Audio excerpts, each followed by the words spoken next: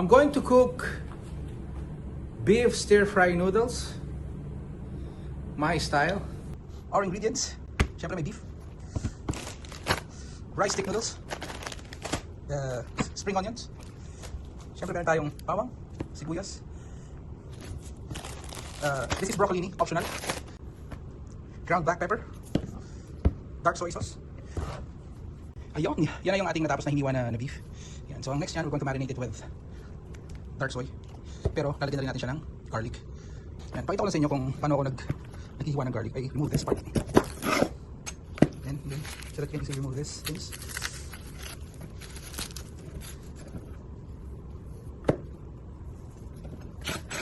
And then, mas madali siyang matanggal pag ganyan na.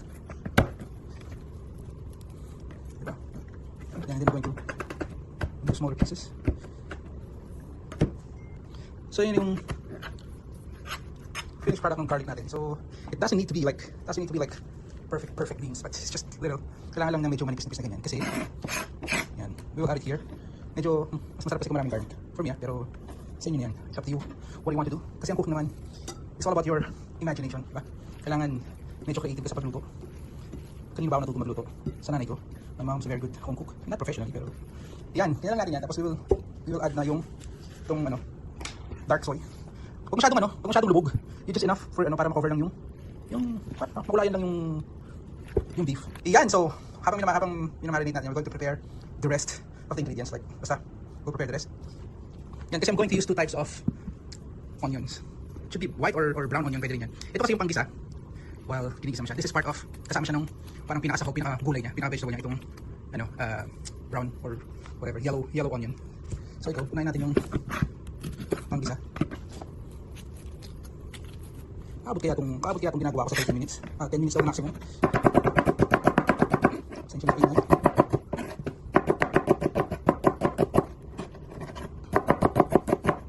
Ganyan lang naman yan. Hindi naman kailangan, it doesn't need to be perfect. That's my first. Yan yung panggisa. Siyempre, sabay na rin natin yung para sa isasawag natin later on. Kasi masarap itong yung medyo may crunch pa sibuyas. Especially yung mga, it's either yellow. Ito yellow daw ang tawag nila ito. Yellow onion. Kasi meron din white, diba? Mahal na yung bilihin, oh my god. Mamaya I'll try to tingnan ko magkano yung cost natin itong ginawa ko. If I can still recall kung magkano ang cost niya. Kasi medyo mahal ang beef ngayon. Parang usually before, mas mahal ang baboy sa beef. Ngayon mas mura na ang baboy sa beef. So ito kailangan lang. Kung masyadong manipis kasi this is part of the gulay. Okay. Yan, that's our onions. They have the white ones for later on once everything is cooked. And itong spring onion, paghiwalay lang natin yung dahon at saka yung sa white part.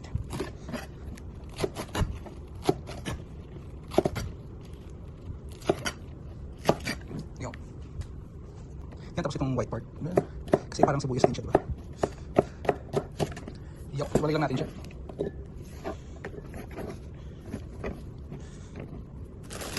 Yan, then this broccolini. Optional lang naman to, kasi pwede naman wala nito. Pero kasi I love broccolini. Medyo type na type natin ng broccolini. Para pandagdag lang ng green grass o po. Mga pantay kasama namin yan.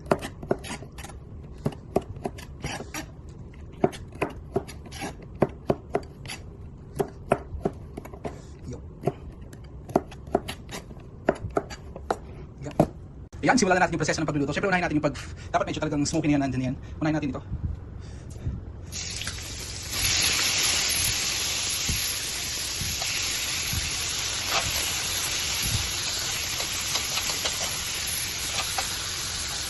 Kasi pag hindi ka masyadong mainit na mainit, magsasabaw siya.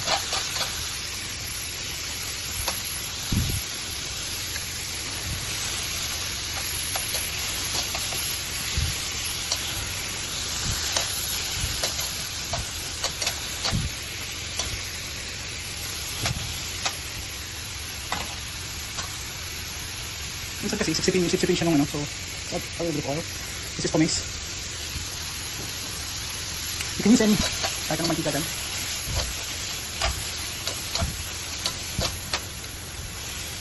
Kasi yan kumakatas na yung pinaka mga juice naman dyan. Pwede namang straight stir fry lang. Talagang you will stir fry siya ng mga 5 minutes na ganyan. Kasi manipis naman yung hiwa niyan, so malambot na rin yan.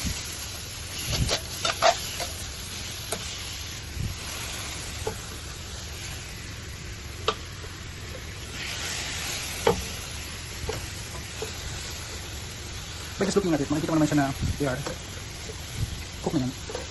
Nasa medium cook na yan kasi if you see, diba?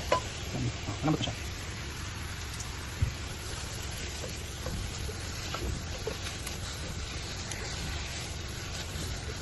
Tapos set aside lang natin siya. Kasi magkakatas-katas na yan talaga. So that's where, yan yung malasa-malasa talaga. That's where yung mga magic na siya. Yan, ito na siya. So, yan, pwede na kainin yan. Yan. Pero, ito na po ang the actual pagluluto tapos yung preparation for, no? Siyempre, mag-igisahin ko ulit yung bawang. Ano, diba sinasabi nila dapat daw, sibuyas daw.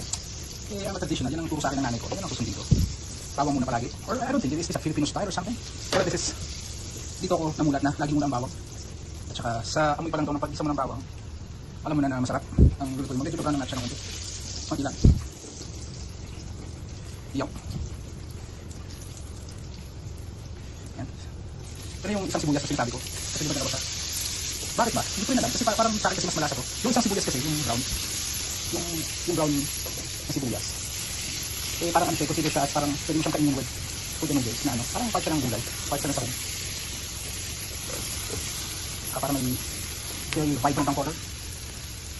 Tapos lagyan natin yung beef.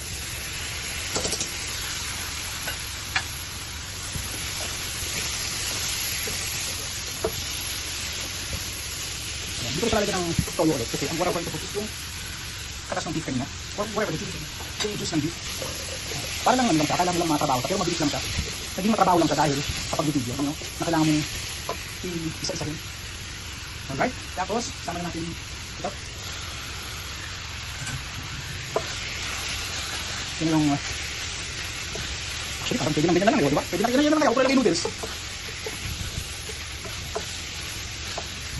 Ayan. Tapos ilagay ko na yung noodles. Yun yung, pinaano ko yan, dapat binabad sa tubig, pero binabad lang sa tubig, pero pinakulaan ko siya kasi wala lang. Bakit gusto kong pakuluan? Para mas mabilis. As per the, ano, yung, ano nung, mali kata yung sinasabi ko. As per the direction nung, ano, nung packet nitong noodles, eh, dapat daw, babad lang sa room temp na water. Nakalimutan ko ba ako dyan? Tapos lagay na natin itong, yan yung, ano, yung turan na nagdigag. Yan yung pinaka-juice ng beef na pinrito natin, na medyo pinrito natin ng konti. Ay, gusto nyo ba yung matoyo, yung ma-brown mismo? Yan ba? Medyo, yan siya, nakakaroon siya ng bukal.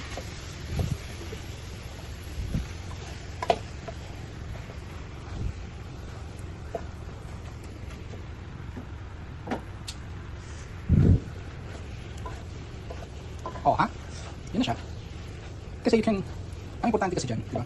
Ang ginawa ko dyan, dinagdagan ko pa ng konti na, pinakulang ko ng 30 minutes yung beef para lumabas talaga yung sabaw. Para yun yung pinaka pakulay natin dyan. Para hindi yung dry yung, ano, hindi dry yung noodles.